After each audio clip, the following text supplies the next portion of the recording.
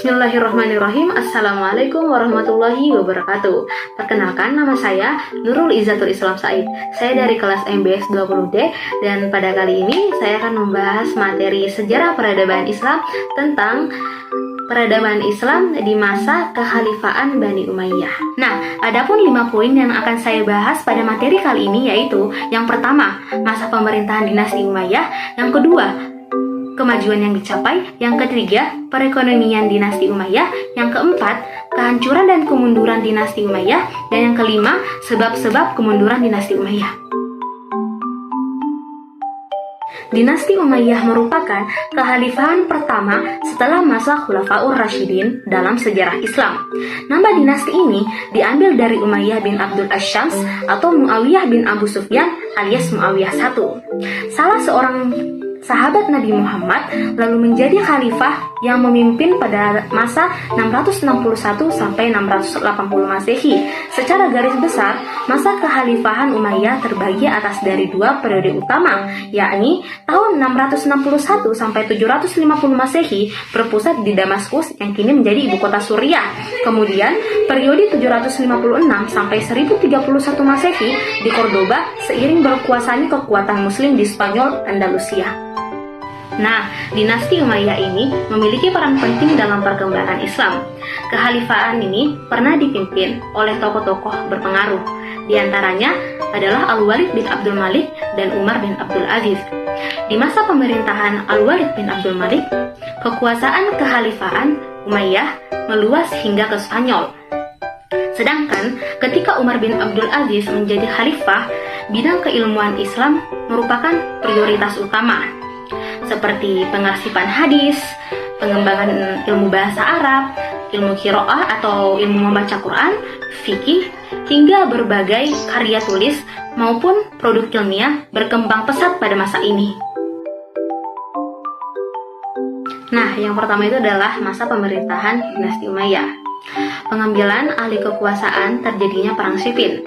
Implikasinya terhadap pergulatan politik di dunia Islam dan terjadinya perang sipil tersebut diawali dengan terjadinya polemik antara Ali bin Abi Thalib dan juga Muawiyah. Pembentukan dinasti Umayyah, Umayyah ibnu Abu Syam ibnu Abdi Manaf merupakan pemerintah dinasti Umayyah. Pemerintahan ini berkuasa selama kurang lebih 91 tahun dengan 14 orang khalifah. Di antaranya yaitu Muawiyah, Yazid I, Muawiyah II, Marwan, Abdul Malik, Al-Walid, Sulaiman, Umar bin Abdul Aziz, Yazid II, Hisham, Al-Walid II, Yazid III, Ibrahim, dan juga Marwan II. Selanjutnya itu adalah kemajuan yang dicapai. Yang pertama, pemisahan kekuasaan antara kekuasaan agama dengan kekuasaan politik. Muawiyah ini bukan seseorang yang ahli dalam soal-soal keagamaan, makanya masalah keagamaan ini diserahkan kepada para ulama. Yang kedua adalah pembagian wilayah. Pada masa Khalifah Umar bin Khattab terdapat 8 provinsi. Maka pada masa dinasti Umayyah menjadi 10 provinsi, dan tiap-tiap provinsi itu dikepalai oleh seorang gubernur yang bertanggung jawab langsung kepada khalifah. Yang selanjutnya itu ada bidang administrasi pemerintahan. Dan yang keempat itu adalah organisasi keuangan. Percetakan uang yang dilakukan pada masa Khalifah Abdul Malik ibnu Marwan, walaupun pengelolaan aset dari pajak tetap di Baitul Mal organisasi ketentaraan. Nah, yang kelima itu adalah pada masa ini ada kebijakan yang agak memaksa untuk menjadi tentara, yaitu dengan adanya Undang-Undang Wajib Militer yang dinamakan dengan Nidomul Tajnidil Ijbari. Yang selanjutnya itu adalah organisasi kehakiman. Dan selanjutnya adalah bidang sosial budaya. Pada masa ini orang Arab itu memandang dirinya itu lebih mulia daripada bangsa lain. Bahkan mereka itu memberi gelar dengan nama Al-Hamra. Yang selanjutnya itu adalah bidang seni dan sastra. Ketika Walid ibnu Abdul Malik berkuasa terjadinya penyeragaman bahasa, yaitu semua administrasi negara harus memakai bahasa Arab. Dan yang selanjutnya itu adalah bidang seni rupa, seni ukur, dan pahat yang sangat berkembang pada masa itu, dan kaligrafi sebagai motifnya.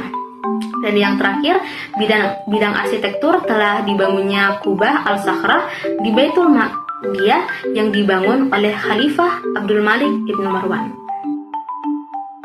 Jadi itu adalah perekonomian dinasti Bani Umayyah. Pada masa pemerintahan Muawiyah, beliau mendirikan kantor catatan negara dan merancang pola pengiriman surat melalui pos atau al-barid, serta seluruh fasilitas pendukungnya, mencetak mata uang, mengembangkan jabatan qadi atau hakim sebagai jabatan profesional. Dari segi moneter, pencapaian yang dilakukan pada masa kepemimpinan Abdul Malik yakni berupa pemikiran yang serius untuk menerbitkan mata uang sendiri sebagai salah satu alat pertukaran. Sedangkan dalam hal pajak dan zakat, khalifah memberi kewajiban kepada rakyatnya yang muslim untuk membayar zakat saja, sedangkan beban pajak dibebaskan seluruhnya. Karena kebijakan inilah banyak orang non-muslim yang berbondong-bondong masuk ke dalam Islam, dikarenakan agar terhindar dari beban membayar pajak. Nah, selanjutnya itu adalah kemunduran dan kehancuran dinasti Umayyah. Dinasti Bani Umayyah mengalami masa kemunduran, ditandai dengan melemahnya sistem politik dan kekuasaan karena banyak persoalan yang dia hadapi para penguasa dinasti ini. Di antaranya adalah masalah politik, ekonomi, dan sebagainya. Penyebab langsung tergulingnya dinasti Bani Umayyah ini adalah munculnya kekuasaan baru yang dipelopori oleh keturunan Al-Abbas Ibnu Abdul Al-Muthalib. Gerakan ini mendapat dukungan penuh dari Bani Hashim dan golongan Syiah dan kaum Mawali yang merasakan dikelas duakan oleh pemerintah Bani Umayyah. Nah, selanjutnya itu adalah sebab-sebab kemunduran dinasti Umayyah. Yang pertama, khalifah memiliki kekuasaan yang absolut. Khalifah tidak mengenal kompromi. Menentang khalifah berarti mati. Yang kedua, gaya hidup mewah para khalifah. Kebiasaan pesta dan berfoya-foya di kalangan istana menjadi faktor penyebab rendahnya moralitas mereka, di samping mengganggu keuangan. Yang ketiga, tidak adanya ketentuan yang tegas mengenai sistem pengangkatan khalifah. Hal ini berujung pada perebutan kekuasaan di antara para calon khalifah. Yang keempat, banyaknya gerakan pemberontakan selama masa-masa pertengahan hingga akhir pemerintahan Bani Umayyah. Usaha penumpasan para pemberontak menghabiskan daya dan dana yang tidak sedikit, sehingga kekuatan Bani Umayyah mengendur.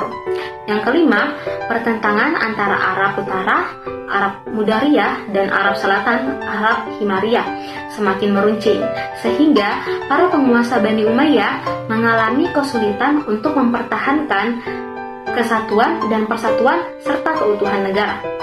Yang keenam, banyaknya tokoh agama yang kecewa dengan kebijaksanaan para penguasa Bani Umayyah karena tidak didasari dengan syariat Islam.